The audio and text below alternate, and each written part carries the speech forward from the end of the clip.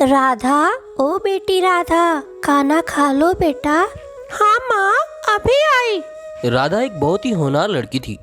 राधा की माँ उसे बहुत प्यार करती थी और राधा हमेशा दादी के साथ खेला करती थी। जब श्यामलाल घर आता, पिताजी पिताजी, आज मेरे लिए क्या लेके आए? बेटा आज समोसा लाया हूँ। श्यामलाल हमेशा राधा के लिए कुछ न कुछ लाया करता था और राधा उसको पाकर खुश हो जाया करती थी। लेकिन वक्त का पहिया कुछ ऐसे चलता है कि अचानक राधा की माँ की मृत्यु हो जाती है। अब राधा उदास रहने लगी थी।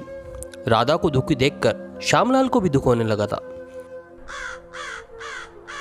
एक दिन श्यामलाल जब अपने मित्रों के पास बातचीत कर रहा होता है। क्या हुआ भाई श्यामलाल, बड़े परेशान लग रहे हो? कुछ नहीं भाई, सीमा के जाने के बाद राधा की हंसी गुम सी हो गई है और घर के काम की पूरी जिम्मेदारी माँ पर आ चली है। देखो श्यामलाल, भाभी के जाने का दुख हमें भी बहुत है। मेरी मानो तो दूसरी शादी कर लो। श्यामलाल को यह बात समझ आ जाती है और वह शकुंतला से शादी कर लेता है। पहले ही दिन, बेटा राधा, ओ राधा, खाना खा लो बेटा। माँ, मुझे भूख नहीं है। राधा शकुंतला को माँ कहकर बुलाने लगी। शकुंतला राधा के सर पर हाथ रखकर, बेटा ऐसे कैसे काम चलेगा, चलो खाना खा लो। श्यामलाल और दादी यह सब देख खुश हो जाते हैं कि राधा अब फिर से हंसने खेलने लगेगी। श्यामलाल बेफिक्र होकर अब काम पे जाने लगा था, लेकिन शायद जैसा सब सोच रहे थे वैसा होना मुश्किल था। श्यामलाल को पता नहीं था कि वह अपने बेटी के लिए नई मुसीबत ले आया था। एक दिन श्यामलाल जब घर आता है तो हमेशा की तरह, पिताजी मेरे लिए क्या लाए? बेटा आज बर्गर लाया हूँ। अरे वाह, अब तो बड़ा मजा आएगा। अरे ओ महारानी, घर में रोटियां पड़ी है, वो कौन खाएगा? हमेशा बाहर का ही खाएगी। घर की तो 2 रोटियां नहीं खिलती और बर्गर इनसे 4 खिलवा लो। शकुंतला उसके हाथ से बर्गर ले लेती है। यह सब देख श्यामलाल और उसकी माँ दोनों उदास हो जाते हैं। अगले दिन जब श्यामलाल काम के लिए निकलता है तभी राधा सो रही होती है। ओ राधा, अरे ओ राधा, कब तक सोएगी? चलो झाड़ू पोछा लगा, मैं तुम्हारी गुलामी कब तक करूंगी? राधा बिना कुछ बोले चुपचाप काम में लग जाती है। श्यामलाल समझ चुका था कि वह उसकी बेटी के लिए नई मुसीबत लेके आया है। इसी गम में उसकी भी मौत हो जाती है। इधर शकुंतला अपने भाई को घर बुला लेती है। वे दोनों मिलकर राधा को तंग करते हैं। राधा दिन में काम करती और रात में रोती। दादी से यह सब देखा नहीं जाता। एक दिन राधा काम कर रही होती है और उसके पैर से दूध ढुल जाता है। इस बात पर शकुंतला उसको घर से निकाल देती है। राधा के साथ उसकी दादी भी घर छोड़ देती है। राधा को उदास देख, बेटा राधा, उदास मत हो और मेरे साथ चलो। दादी राधा को अपने साथ एक पेड़ के पास ले जाती है। बेटा उस पेड़ पर एक तवा रखा है, वह उतार के लाओ बेटा। राधा पेड़ से एक तवा उतार लाती है।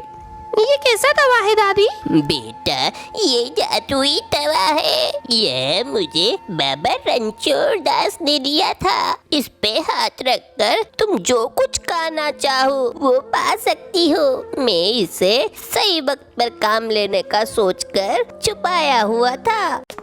दादी राधा को एक छोटे से घर में ले जाती है। ये किसका घर है दादी? बेटा ये तुम्हारे दादाजी ने बनवाया था, कई समय से खाली पड़ा है। आओ बेटा, इस तवे पर हाथ रखकर जो खाना चाहो वो मांग लो। मुझे एक स्वादिष्ट आलू का पराठा चाहिए। तवे पर एक स्वादिष्ट पराठा आ जाता है। राधा जब उसे खाती है, अरे वाह दादी, ऐसा पराठा तो मैंने आज दिन तक नहीं खाया। हाँ बेटा, तुम जो चाहो वो खाओ। राधा के दिन बदल गए थे। अब वह गरीबों को वही पराठे बांटा करती और उनकी दुआएं लेती। राधा को ऐसा करके बहुत ही खुशी मिलती थी और अब वह इससे कुछ पैसे भी कमा लेती थी। घर के हालात भी सुधर जाते हैं। वहीं दूसरी ओर, दीदी, ओ दीदी, मैंने सुना है राधा और बुढ़िया अमीर हो गए हैं और गरीबों में पराठे बांटते फिरते हैं। यहाँ खाने के लाले पड़ रहे हैं और वो लोग अमीर होते जा रहे हैं। ऐसा कौन सा खजाना मिल गया? शकुंतला और उसका भाई दोनों जलन भाव से इस बात का पता लगाने जाते हैं। तब राधा को तवे से पराठा मांगता देख दोनों को समझ आ जाता है कि यह कमाल जादुई तवे का है। रात होते ही वह तवा चुरा के अपने घर ले आती है। जादुई तवे, मुझे गोभी का पराठा चाहिए। एकदम से धमाका होता है और उसका मुंह काला हो जाता है। यह देख उसका भाई बहुत हंसता है। लाओ दीदी, मैं कोशिश करता हूँ। ए चातुई तवे, जल्दी से मुझे लच्छा पराठा दे दे, वरना मैं तुझे बाहर फेंक दूंगा। तवा डंडे में बदल जाता है और दोनों की पिटाई करने लगता है।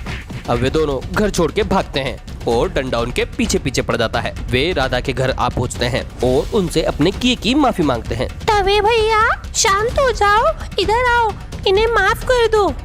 तवा अपने असली रूप में आ जाता है और राधा के पास चला जाता है। इस तरह बुराई का अंत होता है। तो दोस्तों, अगर आपको ये कहानी अच्छी लगी तो चैनल को सब्सक्राइब और वीडियो को लाइक करना ना भूलें। धन्यवाद।